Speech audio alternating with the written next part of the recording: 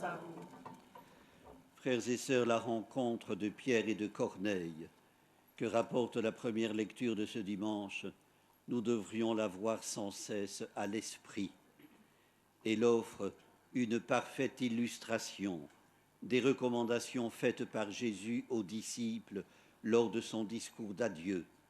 Allez et portez des fruits, transmettez à tous, sans sélection, sans exclusive, païens compris, transmettez à tous la bonne nouvelle. Corneille est un païen, un officier de l'armée d'occupation romaine en garnison à Césarée. Pierre vient du monde juif qui interdisait toute relation avec les païens. Qu'il ait foulé le seuil de la maison de Corneille constitue une entorse à la loi, un délit. Qu'il salue en lui un frère, un scandale. Le païen s'est jeté à ses pieds. « Lève-toi », lui dit Pierre. Ce verbe, il l'utilise tantôt pour guérir un paralytique, tantôt pour ressusciter une femme. Tabitha, par exemple. C'est un verbe thaumaturgique. Pierre l'emploie comme si Corneille devait être guéri de quelque infériorité. Il élimine toute opposition de classe, plus de maîtres, plus de serviteurs. Il expulse les critères de pureté et d'impureté, plus de juifs et de non-juifs. Dieu est impartial. Il accueille ceux qui le craignent et dont les œuvres sont justes, dit l'apôtre. Et tandis qu'il prononce ce discours universaliste, provoquant la stupeur générale, l'Esprit Saint s'empare de l'auditoire, confond la superbe de ceux qui se tenaient pour les seuls élus de Dieu. Frères et sœurs, la rencontre de Pierre et de Corneille est considérée comme un événement majeur, un tournant théologique qui abat les barrières que la tradition juive avait édifiées pour protéger la sainteté d'Israël. Au lendemain de Pâques, l'alliance du salut est offerte aux non-juifs, aux non-circoncis. Cette Pentecôte des païens, comme elle a été dénommée, provoquera une crise parmi de nombreux juifs qui avaient adhéré à la foi en Jésus-Christ. Elle sera le thème de discussions animées durant le concile de Jérusalem. Frères et sœurs, si lire les signes des temps, reconnaître l'œuvre de Dieu là où on ne l'attend pas, dérange et bouleverse. Les paroles de Pierre au centurion Corneille fondent la prédication de l'Église primitive. Sans doute Corneille était-il pieux, généreux, juste, mais au regard des Juifs, c'était un païen.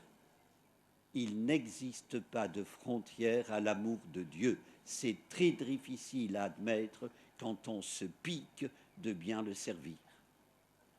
Frères et sœurs, cette rencontre de Pierre et de Corneille me remémore l'expérience d'un jeune homme qui, ses études universitaires terminées, décida de vivre pendant 1 an dans un foyer pour personnes handicapées mentales. Il partageait une chambre avec un jeune angoissé qui, souvent la nuit, se levait, déplaçait les meubles, sortait pour enfourcher sa mobilette, allumer du feu devant sa fenêtre. Expérience rude, éprouvante.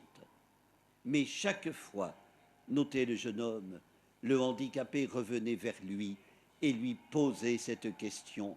Est-ce que tu m'aimes malgré tout? Est-ce que tu es toujours mon ami? Je vous livre la conclusion tirée par l'étudiant au terme de sa plongée dans la misère.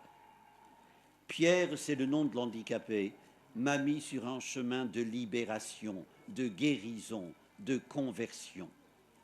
Il m'a fait passer d'une logique de générosité à une logique de communion, où ce qui est premier est l'amitié et la transformation qu'elle suscite.